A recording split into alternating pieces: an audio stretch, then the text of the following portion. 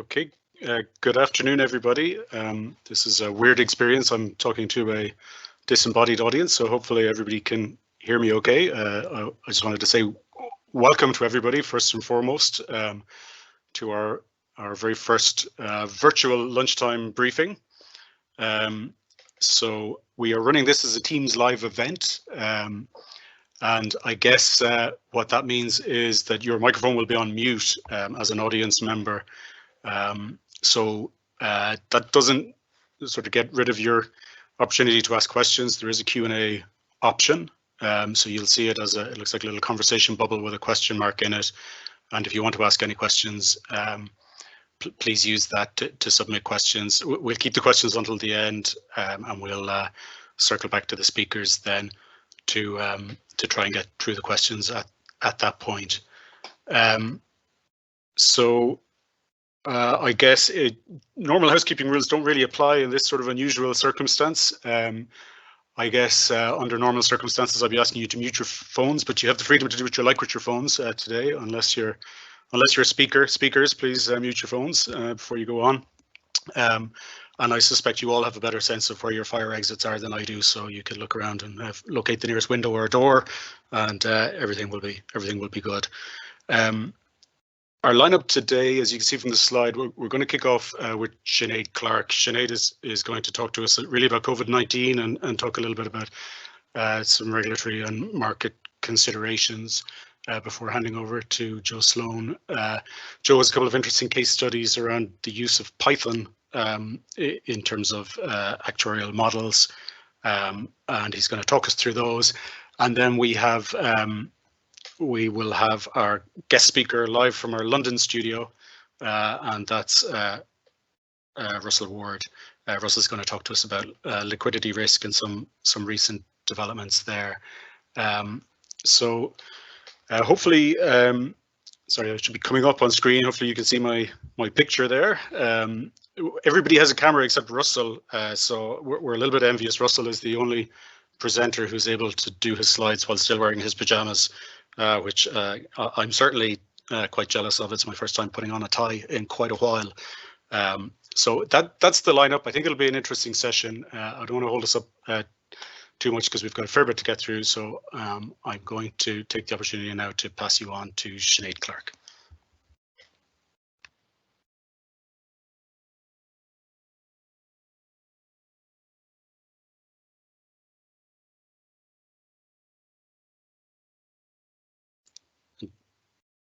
Sinead, you may still be on mute, so just double check that. Sorry, technical difficulties. Thanks, Kevin. I just follow up on what Kevin said. My slides are specifically focused on the regulatory and market update on COVID-19 on the insurance industry rather than the wider economic and social impact of the pandemic, of which I'm sure there will be many. So the first thing I'm going to look at now is the regulatory update. So both the EIOPA and the central bank have had a consistent and coordinated, I suppose, response to the pandemic to date. In early March, the CBI issued COVID-19 surveys to Irish insurers, focusing on the financial impact and operational readiness. And they also at that point requested companies for notification of any material adverse developments or heightened risks associated with the pandemic. On the 17th of March, EIOPA issued a statement addressing business continuity and solvency capital position. And they noted that insurers should be in a good position to weather the storm as a result of the risk-based solvency regime. But they also stated that the insurers should be prudent when managing their financial position. And at that point, EIOPA also extended the deadline for the Solvency II 2020 review impact assessment, and it was extended by 2 months to the 1st of June. A couple of days later in March, on the 20th of March, EIOPA issued a statement regarding flexibility with regard to reporting deadlines. And a few days later, the CBI followed with a letter to compliance officers. And the CBI took on board EIOPA's recommendations with regard to extending reporting deadlines. They extended the reporting deadlines for year-end reporting by 2 months. In most cases, there were a subset of QRTs that were required within 2 weeks, and they extended the deadlines for Q1 reporting by 1 week. So the deadline for Q1 reporting is the 12th of May rather than the 5th of May. As this extension came towards the end of March, a lot of Irish companies were a long way down the track in terms of their year-end reporting processes. Some board meetings had already taken place. So a good portion of companies stuck with the original deadlines, and a number of SFCRs have already been published. And I have some extracts from them on the next slide. Towards the end of March, then in the start of April, both EIOPA and the CBI issued statements with regard to the impact on customers and focusing on treating customers fairly. So the CBI stated that insurers should develop customer-centric solutions in respect of the crisis, and that insurers should pay claims promptly where there is insurance in place, and if there are where T's and C's are not clear, the interpretation most favourable to the consumer should prevail. And this was in line with some of the statements issued by EIOPA. And since this announcement, all of the health insurers in Ireland have noted that they will provide rebates on health insurance policies. And last weekend, Insurance Ireland announced that a number of motor insurers will provide refunds or discounts on motor insurance policies. And we've seen similar steps taken in the life insurance industry, where payment holidays and reinstatement programs have been offered on a number of policies. Then on the 2nd of April, EIOPA issued a statement with regard to dividend payments and variable remuneration. So this is one of the more controversial statements issued by EIOPA during the crisis, and they stated that insurers should temporarily suspend all discretionary dividend distributions at this time.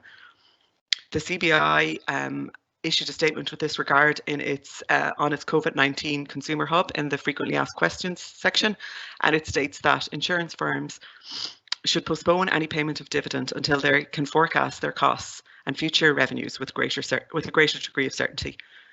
And we understand that the CBI is enforcing this with no exceptions.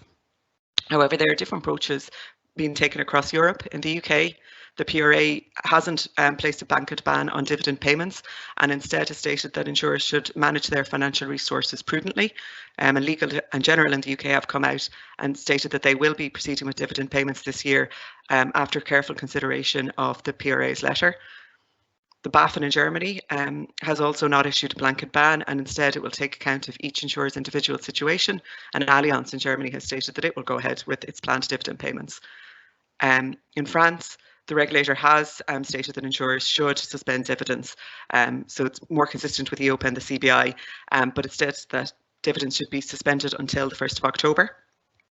And AXA has pushed back its annual meeting by 2 months to allow for engagement and discussions with the French regulator and EIOPA on this point. On the 2nd of April, EIOPA issued a separate statement then in relation to further extensions on open consultations and some postponements and cancellations of data requests. So some additional steps to ease the operational burden on insurers at this time. And finally, both EIOPA and the central bank are taking steps on an ongoing basis as a result of the crisis. So EIOPA is publishing the Solvency II yield curves on a weekly basis, and also the equity risk symmetric adjustment.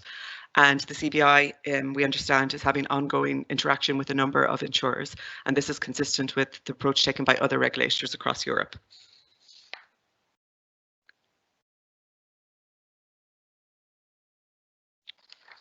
So moving on then to look at the SFCRs.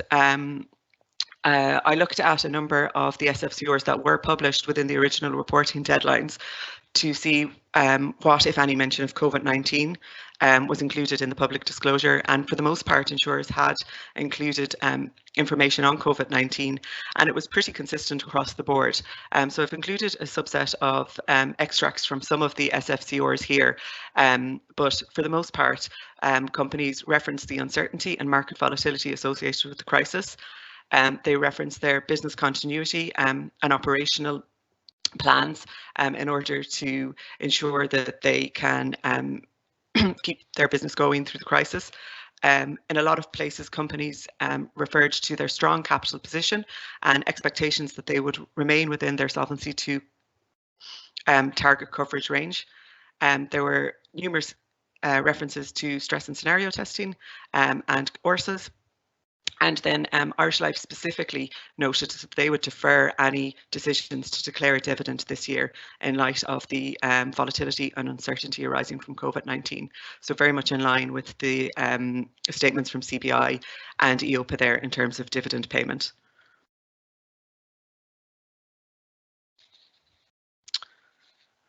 So looking at the impact on the expected impact on the industry more widely, market volatility, I suppose, has been one of the key impacts that we've seen to date. There's been large movements in asset values and yield curves since the start of the year. However, some insurers, this mightn't actually translate to a fall in solvency coverage, as the SCR has also fallen in a number of cases. The symmetric adjustment for equity risk has been maxed out at -10%, so there's a much lower equity risk shock as well. Oh, sorry. Liquidity risk might also be an issue, and Russell is going to talk about the liquidity risk implications of COVID-19 later on in his slides. Credit risk is also something companies should consider. And it may be more of a risk if the economic crisis associated with the pandemic deepens. And this is credit risk associated with both banks, debt instruments, but also reinsurers. And we understand that some insurers are reporting issues with the valuation of property investments, particularly in internal funds at the moment, as it's quite difficult to get market values for properties in the current market. So there's also a lot of uncertainty with regard to sales volumes and persistency. So a lot of companies are now reconsidering their business plans. Sales volumes across Europe have reduced significantly since lockdown and since March.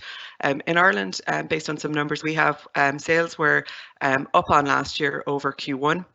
However, it's expected that probably be a bit of a lag as a result of the lockdown, and that the April sales volumes will be much lower than expected.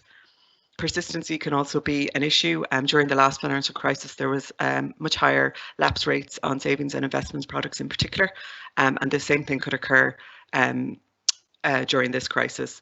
So a lot of companies are looking at updating their business plans and stress testing at the minute.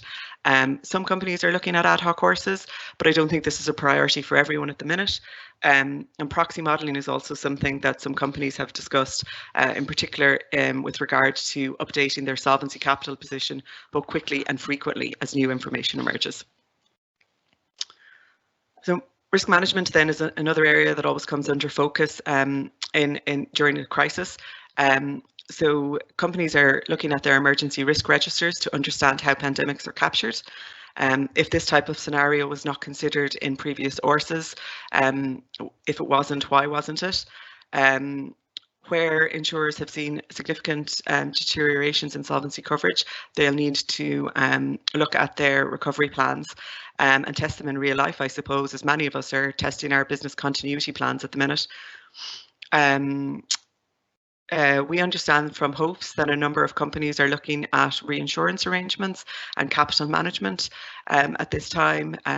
The volatility adjustment in particular is very favourable in Ireland at the minute, so companies are reconsidering this and whether it can be used as a tool, a capital management tool at the minute. And for larger companies and larger groups, pandemic modelling is something that companies are looking at.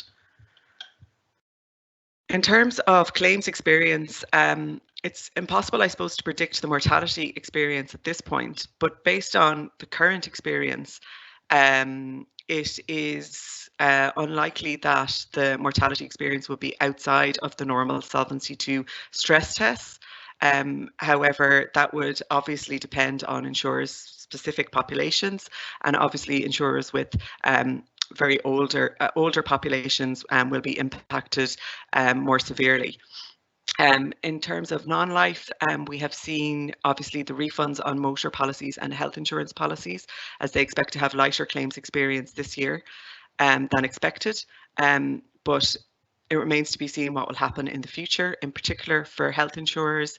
If a lot of electives are cancelled this year and policyholders don't have access to private hospitals, that might push a lot of those claims into next year. So we might see an increase in claims experience next year. However, there'll be constraints on this depending on the supply within hospitals in Ireland.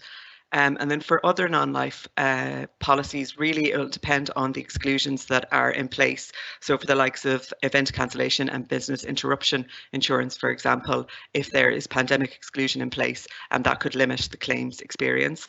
But it is expected that reinsurers might bear the brunt of a lot of the larger claims associated with the pandemic.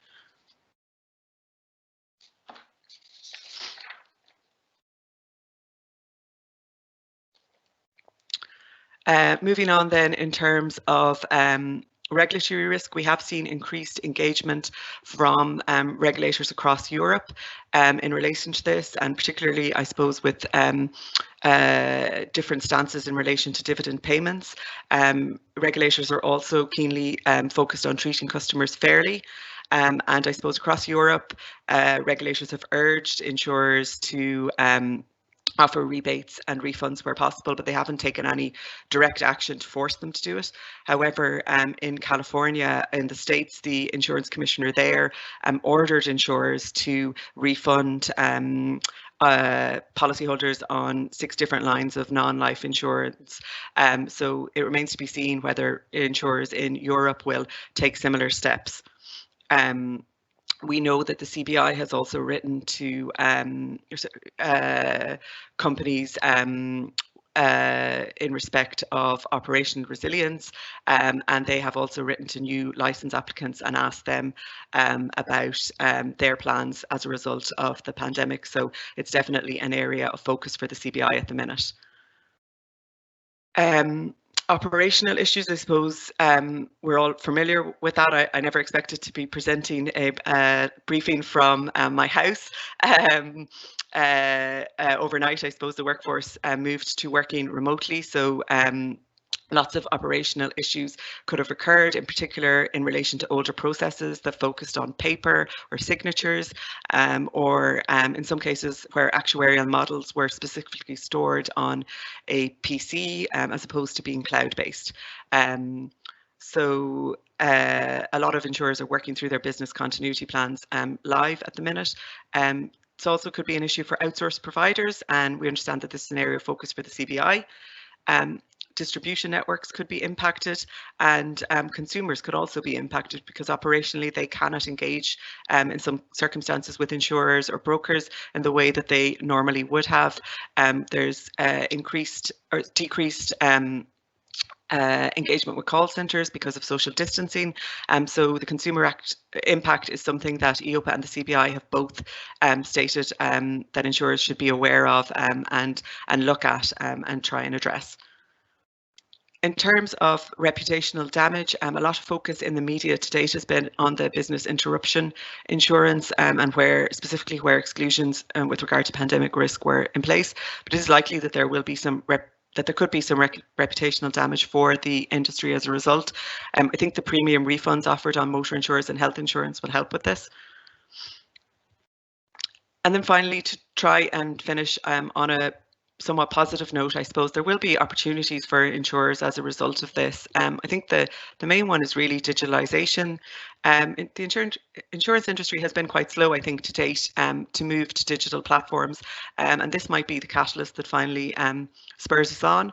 In particular with in customer engagement, and if call centres are less able to serve the public as a result of social distancing, this might be the time for insurers to look at their digital strategy and to start offering or engaging with customers online or in other ways. There's likely to be a gap in the market in relation to pandemic and cover. The Wimbledon's pandemic and cover was in the press. I got a lot of press coverage over the past couple of weeks. They'll be receiving a large payout from their insurers as a result of this. And it might be that there might be more demand for pandemic cover in terms of personal insurance. So for travel insurance and things like that, policyholders might pay a premium to remove pandemic exclusions from their policies going forward. I think there's opportunities for insurers to look at their capital management, and in particular the volatility adjustments, as I said, something that companies could look to at this time. And there's bound to be other opportunities, such as new demand for different types of products. Two of the ones I've seen mentioned in particular relate to products focusing on telemedicine, but also usage-based insurance, for example, in terms of motor policies. So that was a very quick run through of the regulatory updates and the impacts or the expected impacts of COVID-19 on the insurance industry. I'd like to thank you all for listening. I'm going to hand control over to Joe now. He's going to talk about actuarial models. And I am going to breathe a sigh of relief that I wasn't interrupted by one of my children looking for a snack or some juice and take a break now.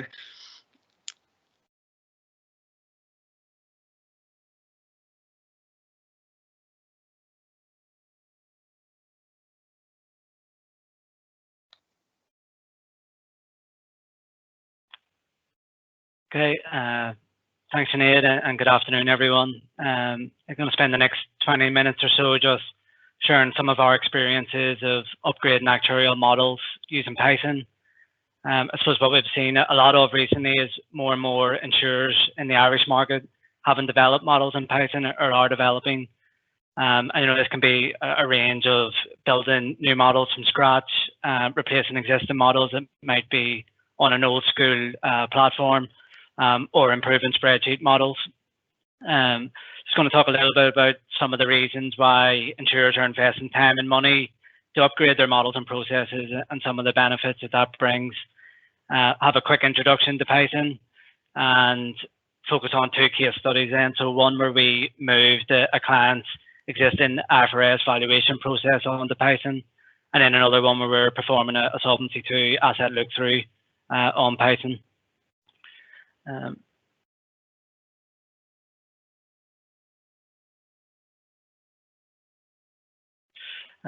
For actuarial models, I suppose insurance companies have a large inventory of actuarial models at this point, and this has been a result of evolving business needs over time and increased regulation.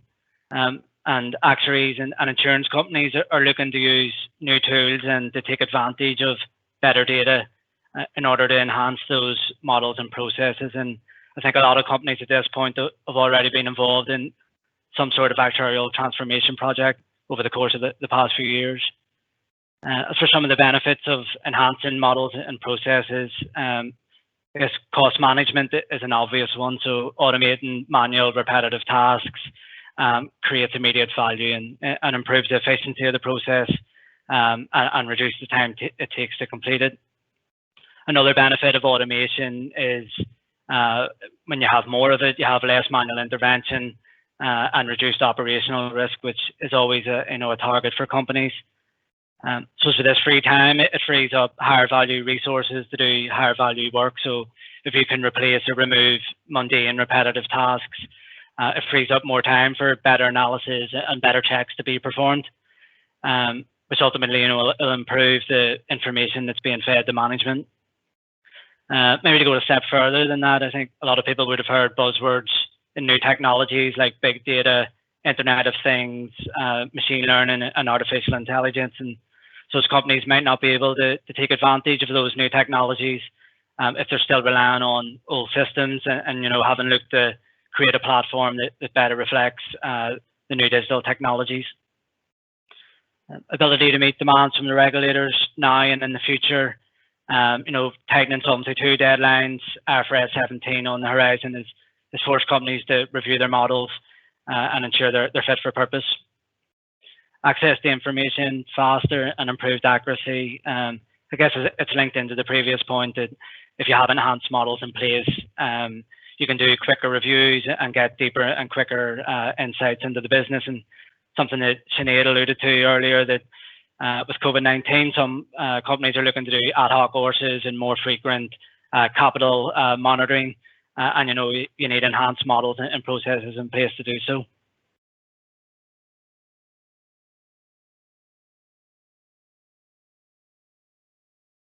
Just to take a look at the traditional actuarial process, so say a reserving model and calculating the solvency position of a company, and the traditional actuarial process has grown quite organically over time, and a lot of companies are still using some of the old school tools. So might have data coming through in different databases, data in an Excel format, text files, maybe market data from Bloomberg.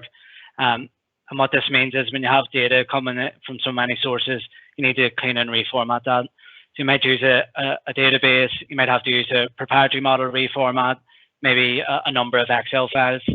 So I guess lots of links, lots of manual intervention, and lots of potential for operational risk. May want to explore and check that data. Again, you may use another database, another Excel file.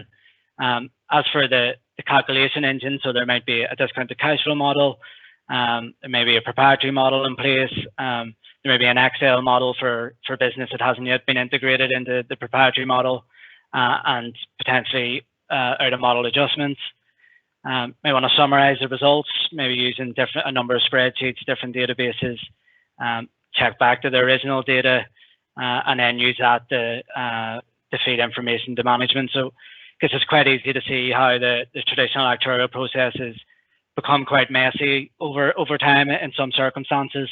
And obviously that's been the focus of a lot of actuarial transformation work.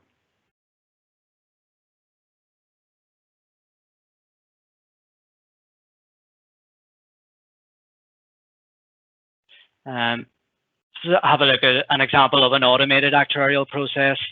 I chose Python here as an example, but you can achieve a cleaner process with other modeling solutions as well. And I think a lot of companies are looking to streamline calculations and processes so that the calculations can be performed in one place if it's possible. So rather than having calculations spread out over multiple spreadsheets and databases and models. So I think in general, Python is a very powerful tool for actuaries to use in the traditional actuarial process, and I'll look at an example of this in practice in the first case study.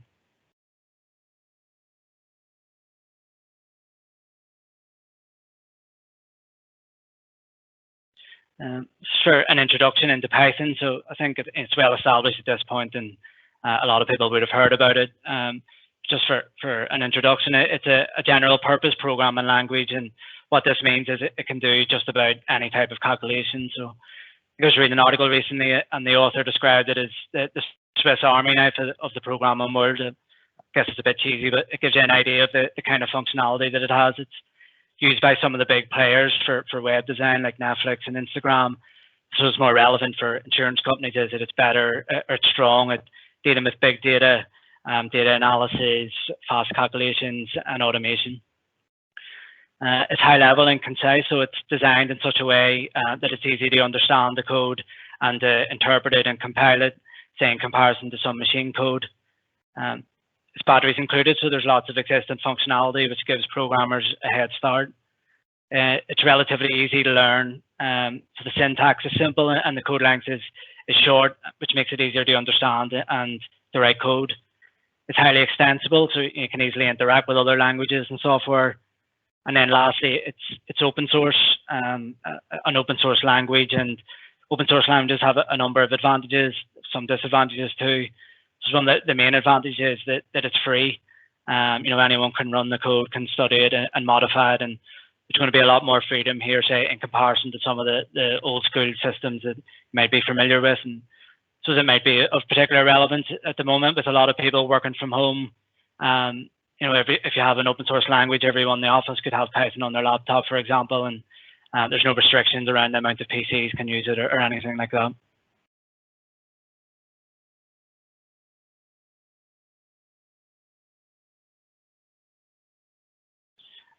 This chart just shows some of the trends and key data science tools from 2013. It's quite easy to see how significant the growth in Python has been, say, especially over the last 5 years.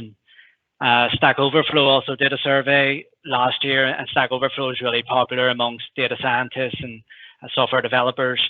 And the finding of that survey was that Python is the fastest growing programming language in the world. So I think around 40% of respondents use Python.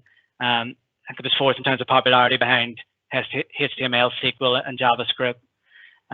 Goes second in the most loved language. So I guess the key benefit that the popularity brings is that the more developers there are, the more progress that will be made. So you might have developments to existing libraries, maybe some new libraries created. So it'll be really interesting to see the scale of the progress and development over the course of the next few years. So have a look at the first case study then. So we moved the client's IFRS valuation process onto Python. So we assessed the client's previous process and looked for ways to automate that. The previous process, there was a discounted cash flow model. It was on an old school proprietary actuarial model. There was an access database which was used to manipulate the results, and then lots of manual work in Excel. So all in all, it took about 4 days to do the monthly valuation. Again, very manual and time consuming. So we looked to Python to automate that, and mainly for the reasons that I've talked about, in that it's open source, it's free, it's capable of doing full end-to-end, and generally it was a good fit. For some of the main steps involved, so there was 8 key milestones in the migration. First one, we built a data file in Python. We then built a product feature spreadsheet. So it's for unit-linked business, and has things like fund commission, load-ins, administration fees, and things like that for each product. We then did we built the assumption tables, which were fed into the discounted cash flow model. We then did single policy testing. So we identified 10 different single policies, and those were selected because they were representative of different product groups. We scaled that up for the food products, and then ultimately the food business. So that's the discounted cash flow model element. We then built the output process, so essentially replacing Access and Excel. So I think it was 15 reports automatically generated. We then documented the work and implemented version control, and then lastly, model sign-off. For some of the main features of the new model, so the client now has a fully automated workflow for the valuation. So the full end-to-end on Python, right from the policy extracts to creating a data file, running the discounted cash flow model, and producing the results. As for the time to produce the monthly results, so the full end-to-end, we've seen an 80% reduction in the overall time. So it went from around 4 days to half a day to 3/4 of a day. That's the full end-to-end. The discounted cash flow model element, which is obviously only a subset of the process, we saw similar savings in time. It was a bit of a journey to get there. Initially, we had built the model using a Python library called Pandas. And much to our disappointment, the run times actually increased from 1 hour to 3 hours. So obviously weren't happy with that, and we had to come up with another solution. So we come up with one using another Python library called Numba, and we got a massive speed up. So we found that the model could value about 3 million policies in 1 hour. So really ultra fast calculations.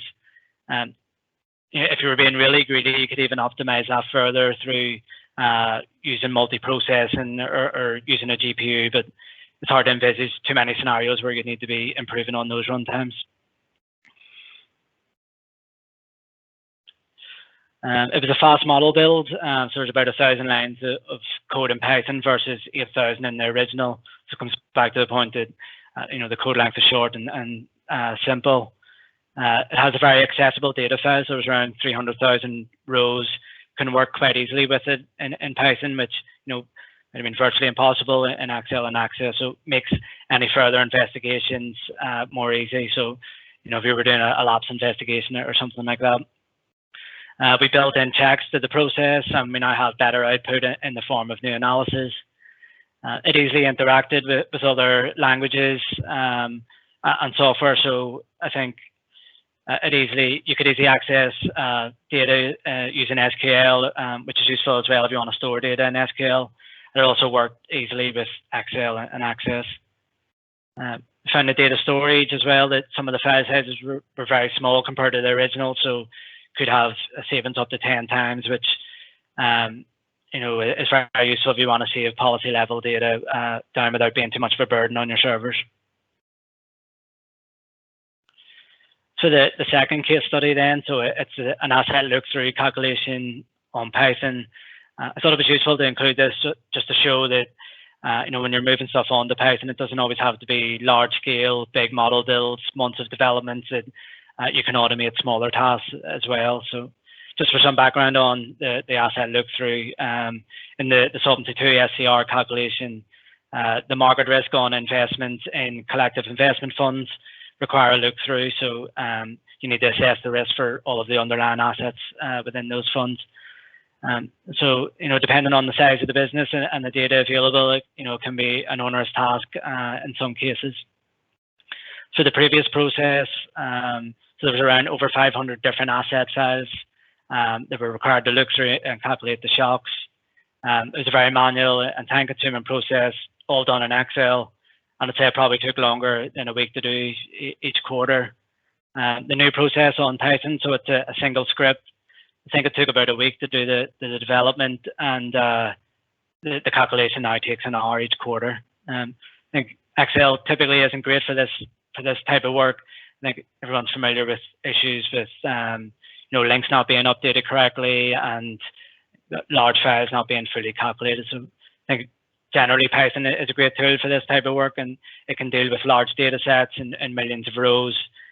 You can easily dig into the data to identify different issues. Very fast run times. You've got one location for the calculations rather than spread over multiple Excel files, and it provides better and more informative output in the form of improved analysis.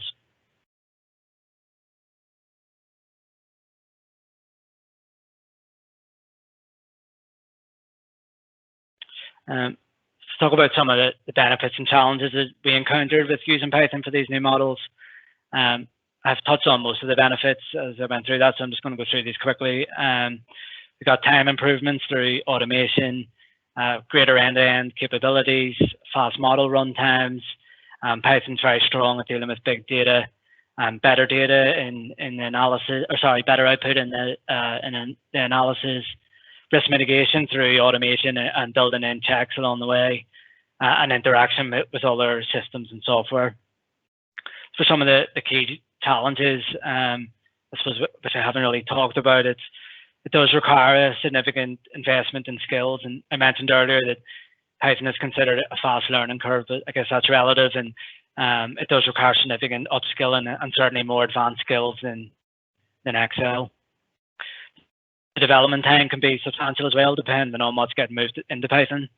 It has a less user-friendly interface, certainly versus Excel and other software that has a dedicated front end.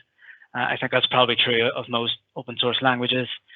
And the solutions can require outside of the box thinking. And I talked about that in the first case study where we ran into issues with the runtime in the first approach and had to come up with another solution.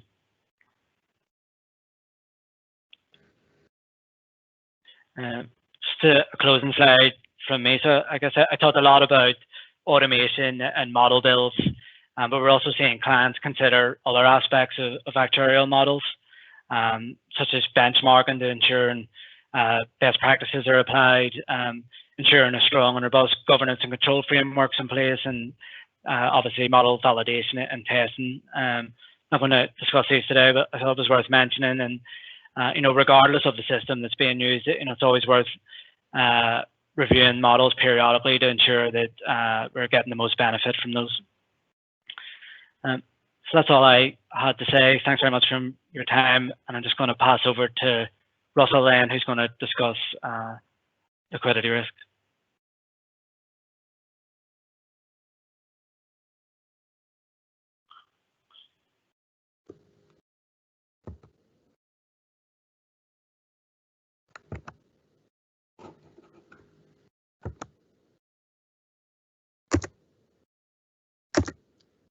Hopefully everyone can hear me. I'm just having a technical issue in advancing the slides.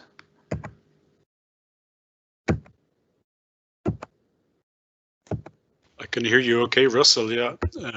Yeah, I just can't. So if you try that again, then there you go, you got it. Okay. Right, okay, minus technical hitch. Good afternoon, everyone.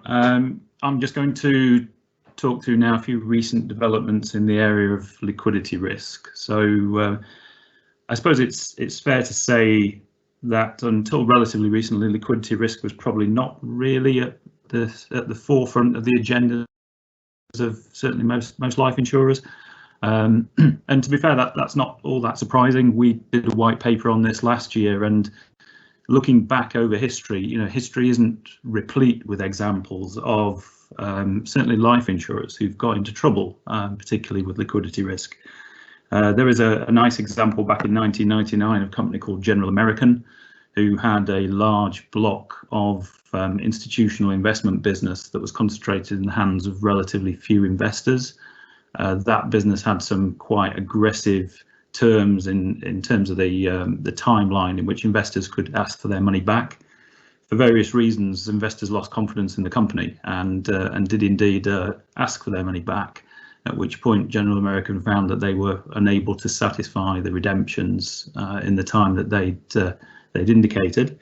This didn't end well for them, and eventually the company was taken over by MetLife. But as I say, it's a nice example of a liquidity risk issue directly driving a company onto the rocks, if you like. But there are not all that many of them around. So I suppose the reasonable question to ask is, why has this come up the agenda, certainly of the regulators, over recent times? And I think there are a number of driving factors for that, really, mentioned here really on the slide. I think one of those is the European market infrastructure regulation and the move to central clearing of derivatives and their associated requirement post cash variation margin collateral. So that's really sort of increased the liquidity risk that comes along with derivative usage. Even for non-cleared derivatives, the initial margin requirements continue to expand. When we look at the liquidity of the underlying investment markets themselves, I think there are some changes there that might indicate issues. The Bank of England did some work a couple of years ago now, where it sort of, under what it felt was sort of plausible stress scenarios, it felt that it was possible for redemption requests to overwhelm dealer capacity in the corporate bond market, and that might result in market dysfunction. There are some pressures in the banking sector, and we'll come back to those a little bit later in the presentation. There's a shift towards unit-linked business, and that brings its own particular risks. Again, we'll return to that in a minute. And obviously the well-known issue of financial repression, low for very long interest rates, and the drive towards more illiquid assets in order to search for yield. I noticed the CRO Forum issued a paper on this back in, I think, September 2019, which had a very similar list of kind of key drivers to this, although they also called out the shift towards passive investments and the consequent kind of concentration of a large amount of funds with a small number of global asset managers, and the fact that they felt similarity of investment strategies could be a problematic factor if we have a liquidity crisis. So that's just a little background as to really why it's moving up the agenda now.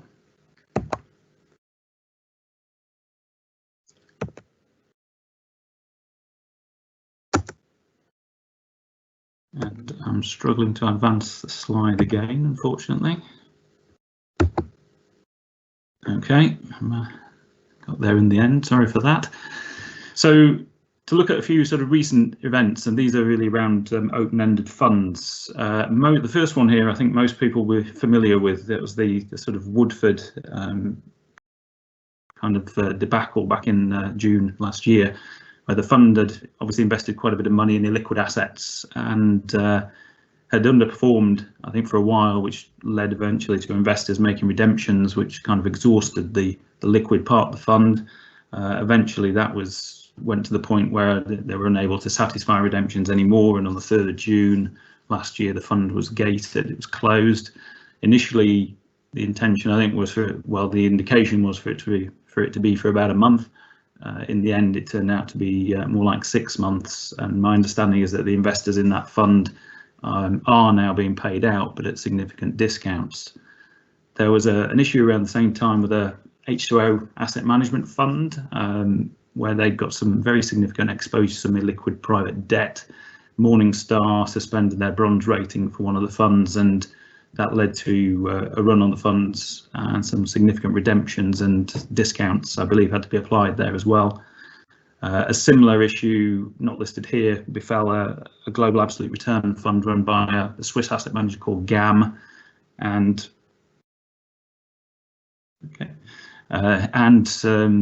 they'd basically suspended the manager of their fund. That really caused concerns amongst investors. That also led to a run on the funds, and GAM had to suspend the fund, and then eventually went further and have actually liquidated the fund entirely, I believe. The final one on this slide relates to the Lindsell Train UK equity fund that was in the news back in July last year, because Hargreaves Lansdown, the largest UK stockbroker, announced that it was actually taking it off their Wealth 50 best buy list. It's not clear that directly led to a run on the open-ended fund itself, but the price of an investment trust run by the same people actually took quite a dive at the time. And I think whatever your views really as to the merits or otherwise of best buy lists, it's clear that they can and do influence behaviour, and it's a kind of an example of another trigger that can lead to a run on a fund.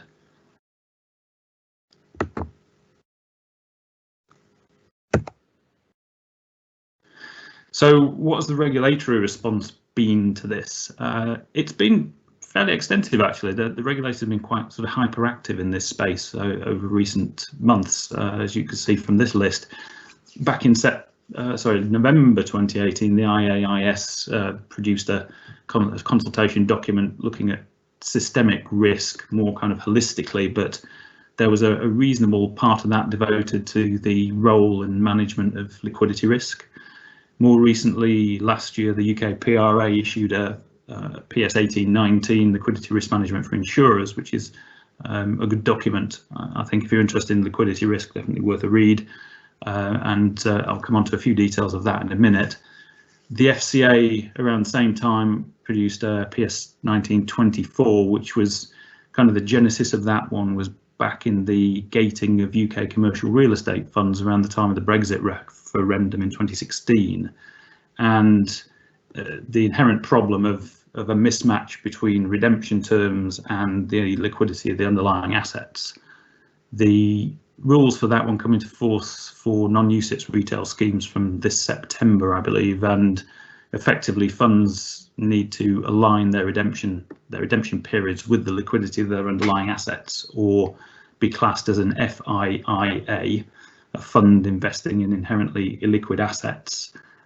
If you're classified as that, then it brings along some certain increased requirements around disclosure and sort of oversight of risk, of liquidity risk management, and certain statements that need to be made in financial promotions.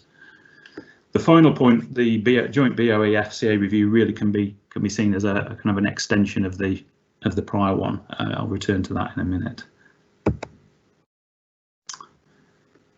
PS 1819, as I say, is a good document. It provided quite a comprehensive view, really, of the various aspects of liquidity risk. It set out what the PRA felt were the key elements of a liquidity risk framework. It did talk quite extensively about sources of liquidity risk, and obviously being clear what those sources were and being able to quantify them. There was a fairly heavy emphasis on the ability to stress test, and in particular recognise that liquidity risk can emerge over significantly different timeframes. So different risks emerge over, some risks can emerge over a time frame as short as a day. Others emerge over weeks or months.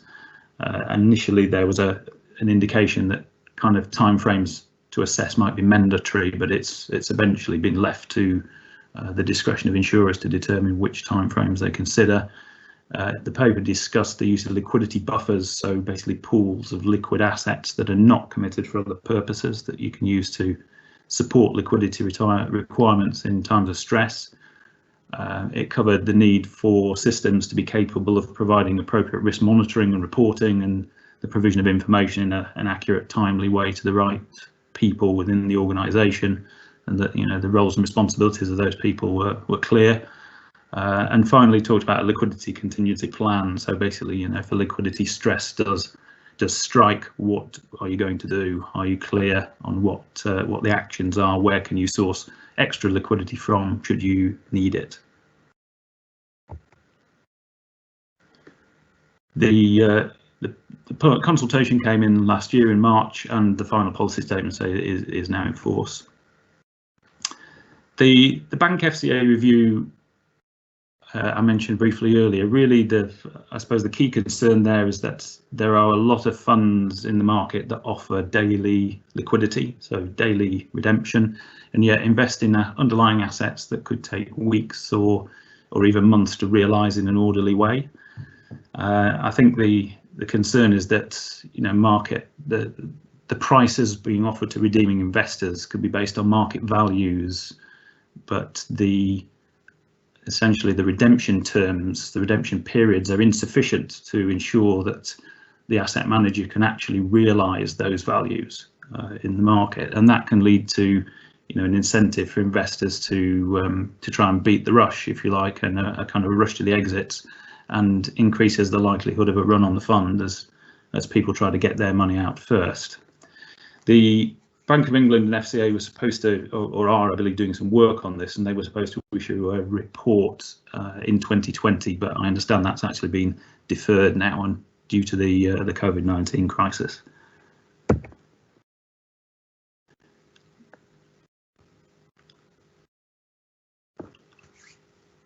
The next slide here is looking at, I suppose, a large part of PS 1819 really is about developing your own system of early warning indicators, and so to kind of tell you what liquidity risks might be coming over the horizon, and then developing stress tests that are appropriate and suitable to kind of assess those risks. And one area of risk is clearly from other sectors that could impact us, and in terms of a liquidity context, clearly the banking sector is a clear potential source of risk. I think it's fair to say banking business models have been, under pressure for some time now, and due to the very low, long-lived, low interest rate environment, particularly in the Eurozone, where interest rates have been negative in many countries now for quite a while. Indeed, Deutsche Bank back in May 2019 produced its own report, actually setting out what it felt were the significant and urgent challenges being faced by the European banking system. And the chart that I've included on the slide here, I think, kind of illustrates the point that it shows the share price of a few European banks, and the prices of those banks at the moment quite clearly are at, or in some cases even below, the lows that they hit during the global financial crisis. So it's kind of an indication of the pressure the banking system, the bank business model is under. So I guess in that context, it's not unreasonable to ask what the implications might be for insurers. Well, one would be to think carefully about how much you're reliant on bank provided liquidity in the event of a stress. So maybe that one of the contingency plans is heavily reliant on being able to repo out assets for cash. Clearly that relies on capacity in the repo market, and it's possible that capacity may not be there. Back in September of last year, there was quite a liquidity crisis in the US repo market, which forced the Fed to intervene. Various theories have been advanced, I think, over time as to why it happened, but I'm not convinced that anyone's actually really got to the bottom of what drove it. And that in itself is probably a little worrying. It's also probably fair to say that it's worth thinking about the security of deposits even as well in a world where bank problems are likely now to be solved by bail-ins rather than taxpayer-funded bailouts. And I'm aware of certainly one insurer who'd actually investigated the scenario of physically warehousing cash to address such contingencies.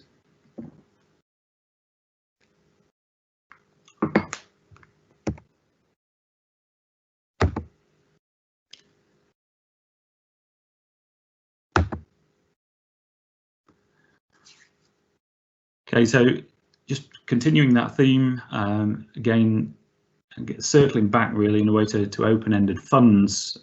The idea here is to sort of think about how how you might assess your exposure, if you like, for liquidity risk from open-ended funds. And one way to think about this would be to look at what the underlying asset class liquidity should be. And certainly the PRA were keen that that firms understand clearly what the liquidity of their underlying assets is, and indeed actually test that wherever possible.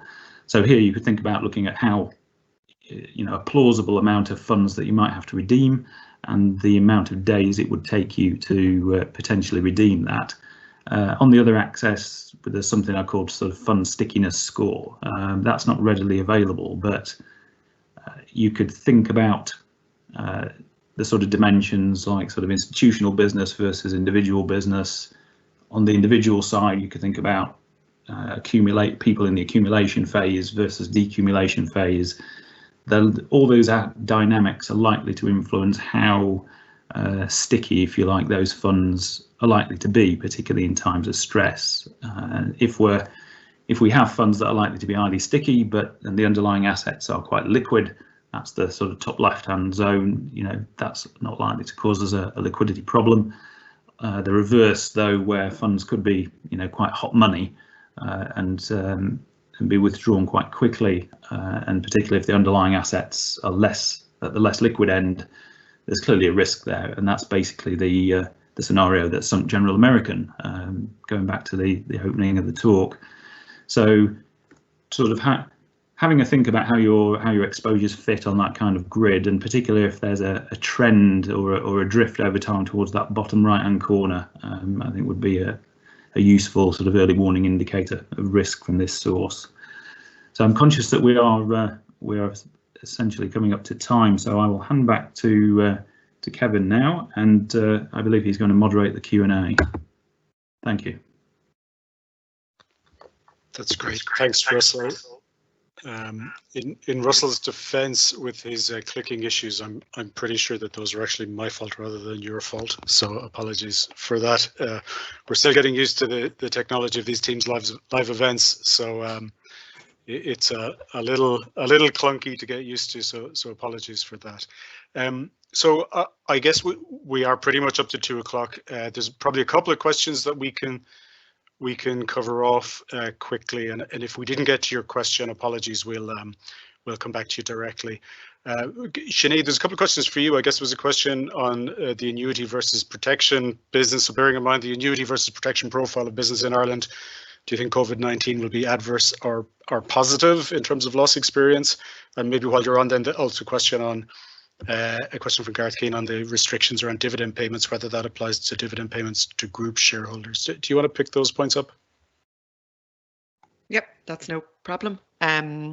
So in relation to the loss experience, yeah, I suppose it really will depend on the age profile. So protection business is likely to have a younger age profile, in which case it may not be severely impacted by the mortality rates associated with COVID-19, whereas annuity business will have a much older age profile and may have more of an impact there. And obviously the impact on annuity business will be a positive one for the insurers. So it could well be that on a whole, the impact could be more positive there. In relation to the dividend payments, yes, my understanding is that it does apply to dividend payments. The restrictions, sorry, just in case anyone can't see the question, this is in relation to the restrictions that EIOPA and the CBI have introduced. And my understanding is that, yes, it does apply to dividend payments to group shareholders. We understand that a couple of companies were able to pay dividends before EIOPA published their statements. So some companies did pay dividends earlier on in the year.